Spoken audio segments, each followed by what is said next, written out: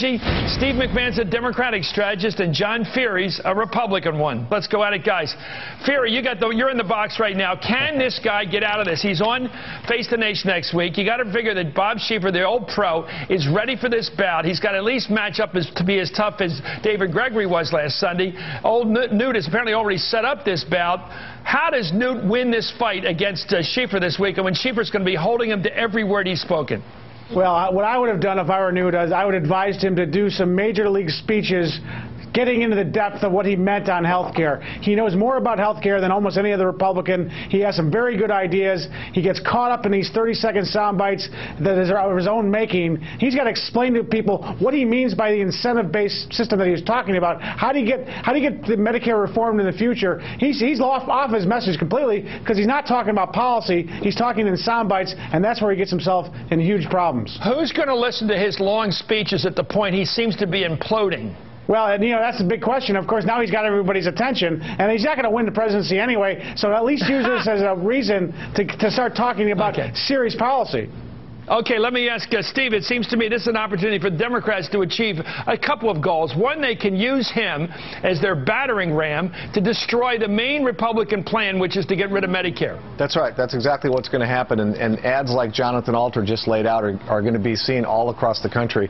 Newt's seen this movie before, and one of the reasons he's trying to run away from this Medicare plan of Paul Ryan's is because he knows how the movie's going to end. Next week, Harry Reid's going to have a vote in the Senate, and the Republicans are going to have to take a stand on whether or not they support this Medicare plan, which is deeply, deeply unpopular. I think Paul Ryan has put the House of Representatives back in play for the Democrats single-handedly. And what's Newt done? What's Newt's part in this? Well, I think what Newt has done is he knows how this thing polls. He's running for president. What's interesting to me, Chris, is I think Newt's running away from it because he wants to be able to survive in a general election, even though he won't get to a general election. What's interesting to me is that there's not another Republican in the presidential field who's endorsed the Paul Ryan Medicare plan, because presumably they've done their polling and they understand just how unpopular and how unfair this plan is for seniors. To add to this craziness, and I can't even follow her on this, and I can usually follow Sarah Palin's fairly basic brain at work. Here she is knocking Newt for apologizing for what he said, and at the same time defending him against the tactics of what she calls the lamestream media. But if you follow her logic, she's saying, keep it up, Newt. Keep attacking the Ryan Republican plan on Medicare, even though you're destroying our main party platform. Listen to her. I don't know why politicians feel that they have to apologize for something that they said just because they've gone through a 24-hour cycle of the lamestream media giving them a hard time for something that they said. A politician either believes in what they just said in an interview or they don't believe in what they just said. And if Newt Gingrich believes that it's right-wing social engineering to undo Obamacare and reform Medicare to make sure that we provide a safety net for our seniors who are going to need health care coverage, then say so. But don't apologize later just because the media is dinged you on what it is that you said. This is so pathetic watching her on television. It's so pathetic that Roger Ailes has put her on television. And sitting up in some box, some loony bin up in Alaska, sitting there answering these questions she doesn't know anything about. Did you hear what she just said, John? She said he should continue to attack the Republican plan. What's she up to here? Is she just not thinking or capable of thinking? What is going on here? Well, let me take a moment. Do you really think she should have been Vice President of the United States? Or was Steve Schmidt, the campaign manager, right? She doesn't know anything. Who's right? Let me spend just 1 second defending Sarah Palin, and she's not my favorite. Please. Let me, in one sense, she's right, and that is that Newt Gingrich needs to further explain what he means and what his ideas are on health care and Medicare reform, because I think they're important ideas, and he's not doing that. Now he's kind of getting all he said, she said, I'm against this, I'm for this. He's got to talk about his ideas, and in one sense, Palin's right, because he does have interesting ideas on how to reform Medicare. Did she say that, or did you say that? Well, you said that intelligently. Yeah. Now, you tell me that's what she said or that's what you're saying. Well, I'm not quite sure. You're not translating her. I could play her 50,000 times, and nobody would hear her say what you just said. She said something almost daffy, and you just thought of something intelligent and said it's what she said. John's a cleanup artist. This guy's the best flack I've ever seen in my life. You're much better than the flack for Newt Gingrich who talks to this philosophical stuff. You actually speak English. You're Irish, obviously. Keep going here.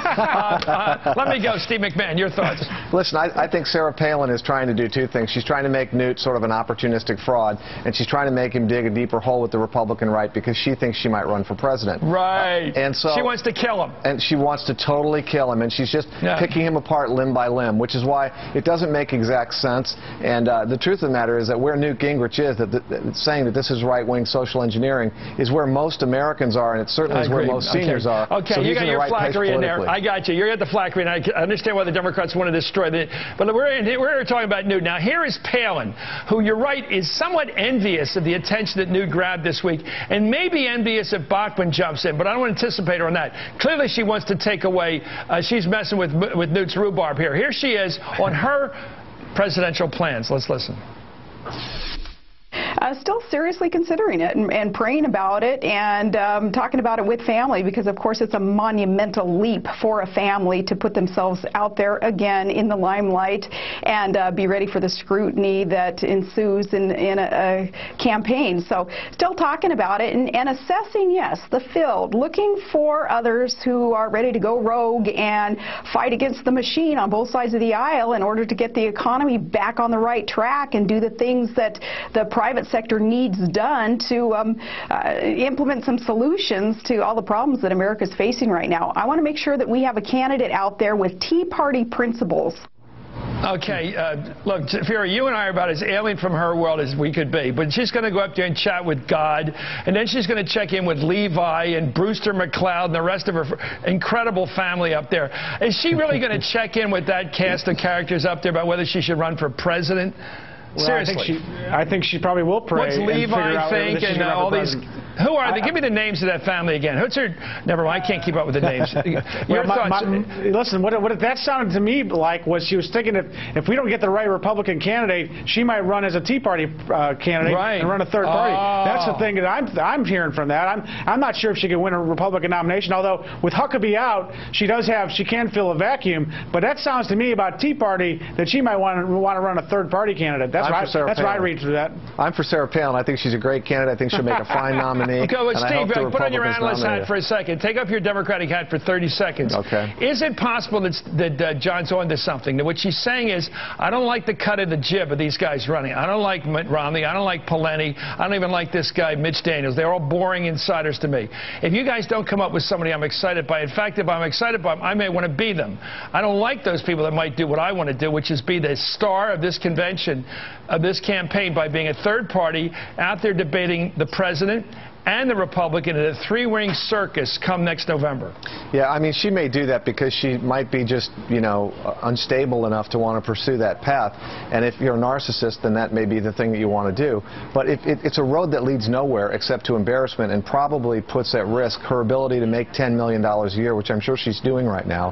And I think one of the reasons that Michelle Bachmann is so interested in running herself is because she sees that you don't really have to have an understanding of American history or really be anything other than somebody who's kind of a gadfly, and you can end up on the back end of a campaign very famous and very able to make a lot of money. Well, let me jump in here. I mean, in a sense, I think Steve's wrong, because there are plenty of people who run viable third-party candidacies going back to Teddy Roosevelt and Ross Perot. How many of them win, John? There is a vacuum there, and there's disaffection with both parties, especially with the Tea Party. And, I wouldn't put it past her. So to say that she's some sort of narcissist, that may or may not be true, but to see that there's no vacuum out there, I think is a misunderstanding of politics. I say that with no criticism on this front. Her show business ability is spectacular. Absolutely. Her ability to be president, I think, is really out to lunch. But she is so good at the show business with the way she presents herself. She's very attractive. She does the waving. She does all that stagecraft. Look at it. It's always spectacular. She's Buffalo Bill's Wild West show. And that's what she really is. She's fantastic as the Wild West show from out west. Anyway, thank you, Steve McMahon.